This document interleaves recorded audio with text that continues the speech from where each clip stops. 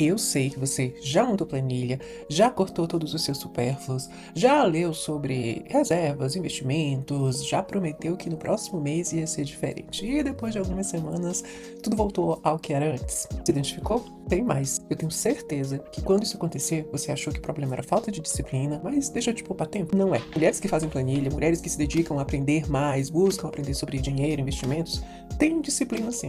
Então qual é o problema, Patrícia? Existe um motivo para isso acontecer e ele não tá na sua planilha. E eu vou te contar nesse vídeo o que tá por trás desse comportamento. Vamos lá? Eu sou Ana Patrícia Barros, sou educadora financeira, auditora do Banco Central, tenho mais de 20 anos de experiência no mercado financeiro e sou pós-graduada em psicologia. Ou seja, durante todo esse tempo eu vi os dois lados do dinheiro, tanto a parte técnica quanto a parte humana. Diria até que a parte do feminino também, que são os 3 pilares da forma como eu ensino dinheiro. Eu aprendi uma coisa que eu nunca vi em método nenhum de finanças que são ensinados. Qualquer método que você tenta aplicar na sua vida, ele não falha por ser necessariamente ruim. Ele falha porque existe algo que precisa ser olhado, que vem antes dele, que se você não nomear e não olhar, vai continuar se sabotando. E nesse vídeo você vai descobrir que algo é esse. Vamos lá. Mas vamos começar por uma data? 1962. Sim, esse foi o ano que as mulheres casadas passaram a ter o direito de ter uma conta no banco, de ter o próprio negócio, sem que o marido autorizasse. Se você parar pra pensar, talvez a sua mãe já tivesse nascido nessa data e, muito provavelmente, a sua avó já fosse nascida. Ou seja, há pouco mais de 60 anos, a mulher foi garantida o direito de ter autonomia sobre o próprio dinheiro. Se a gente olhar o que são 60 anos contra séculos de distanciamento da mulher do dinheiro, a gente já tem ali mais ou menos uma ideia das razões por que nos sentimos tão afastadas, tão distantes do dinheiro. Essa autonomia ainda é algo recente. Então essa falta de intimidade com essa liberdade, vamos dizer assim, com o dinheiro, ela não é algo que é só específica sua, ela é de todas as mulheres, porque essa reaproximação, se eu posso falar dessa maneira, ela aconteceu de uma forma muito recente. Então são muitos séculos de uma programação de que nos distancia do dinheiro contra apenas poucos anos onde nós estamos nos reaproximando.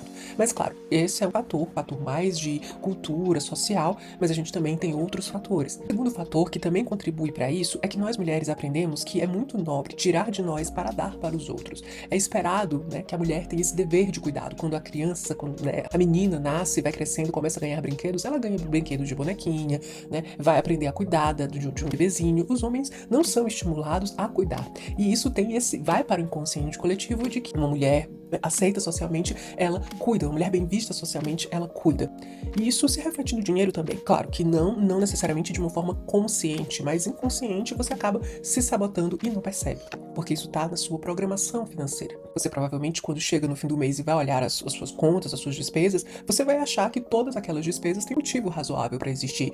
Mas se a gente parar para refletir, muitos deles são virtude desse dever de cuidado, dessa naturalização do o meu dinheiro vai primeiro para os outros e se sobrar, fica alguma coisa para mim. Se tá fazendo sentido até aqui, já aproveita para se inscrever no canal e ativar as notificações. Nós temos vídeos novos toda semana. Bom, você já viu, né, que nós temos aqui alguns padrões de comportamento que são femininos e que derivam de toda essa nossa história de afastamento do dinheiro. Mas antes de entender esse padrão, eu quero te dizer que nem todo padrão é algo ruim. Padrão é uma forma do seu cérebro de sistematizar comportamentos que se repetem e que podem muito bem serem benéficos para que a gente economize energia, escovar os dentes, né, dirigir por um caminho conhecido. Tudo isso, se a gente repete e automatiza, gastamos menos energia fazendo. O que acontece aqui é que alguns padrões mais nos atrapalham do que ajudam. E com as finanças, a gente precisa olhar para os padrões que estão nos atrapalhando para que a gente possa mudar e criar novos padrões ou manter os padrões que nos beneficiam. Então, se você tem algum padrão que te beneficia, a gente mantém. Mas se ele está muito exagerado, nós temos que modular ou retirar. Vou dar exemplo para ficar mais claro. Digamos que você seja uma mulher que analisa tudo antes de decidir.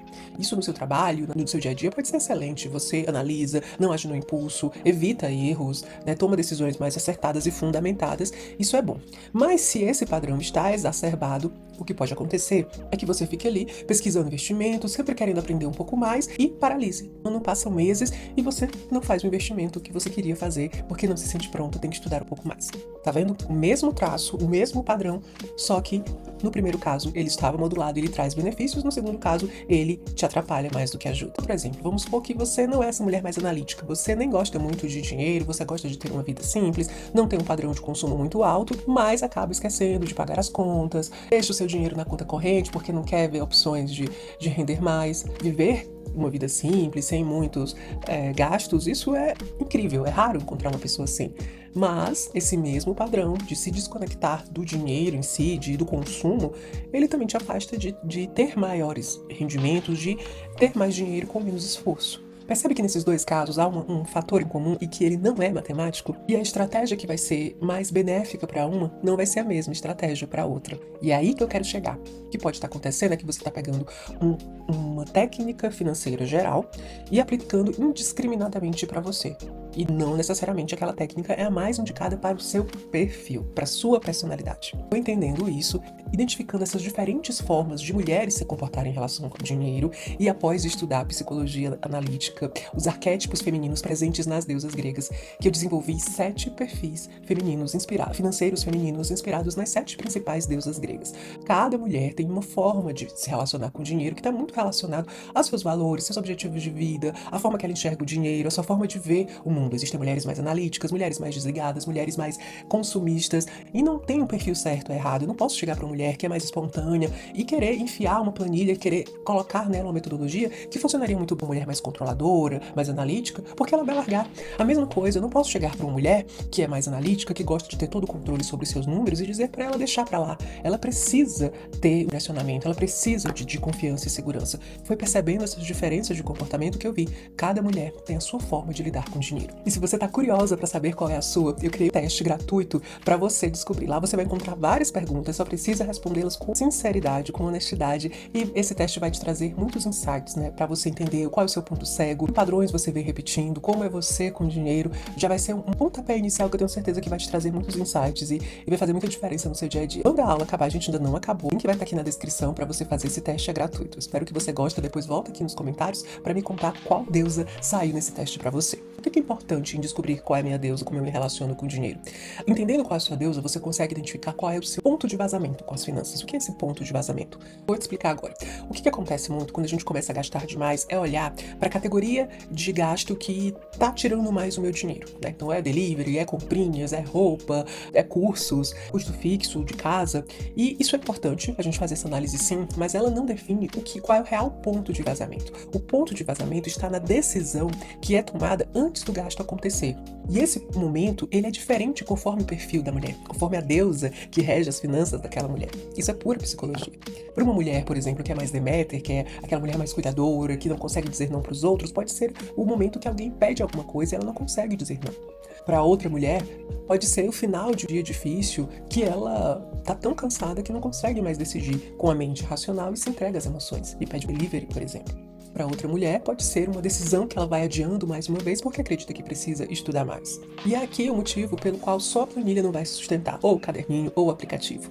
Porque você precisa identificar quais decisões estão levando o seu dinheiro a vazar, para que você consiga agir exatamente no contexto dessa decisão, e não no resultado, na consequência dela, que é o gasto, que é não investir, não tomar uma decisão financeira que poderia te gerar resultados, te levar mais perto para a liberdade financeira ou para o objetivo que você deseja. E antes de terminar, eu quero te deixar aqui um exercício bem simples para você fazer, que vai te ajudar a identificar esse ponto de vazamento. Então pega aí um papel ou anota no bloco de notas do seu celular o que você vai fazer. Você vai olhar, vai parar e refletir para lembrar quais são as suas últimas 3 decisões financeiras.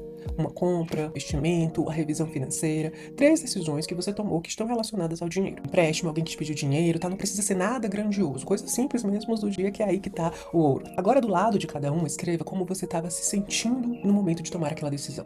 Se você não lembra, não tem problema, você pode começar a fazer a partir de agora. Da próxima decisão financeira, escrever e olhar como você está se sentindo. Depois você olha essas 3 juntas. E eu suspeito que o sentimento vai ser semelhante, se não igual a todas elas. É aí que está o seu ponto de vazamento. É nesse ponto de vazamento que você vai começar a atuar, prestar atenção e tomar medidas para corrigir. Não necessariamente financeiras, mas que podem incluir sim.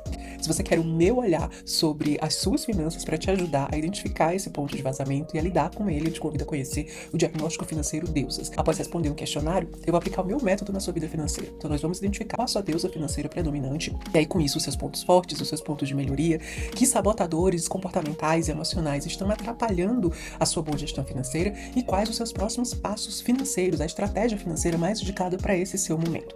Se você se interessou, o link está na descrição. Quando o vídeo acabar, dá uma olhada lá, vai ser um prazer olhar para sua vida financeira e poder te ajudar. Lembra, o seu problema financeiro não é execução, não é método, é um padrão de comportamento que não está sendo respeitado e atendido com a técnica certa. E se você gostou desse assunto, eu te recomendo assistir esses outros vídeos que vão aparecer aí na sua tela. Beijo e até a próxima semana.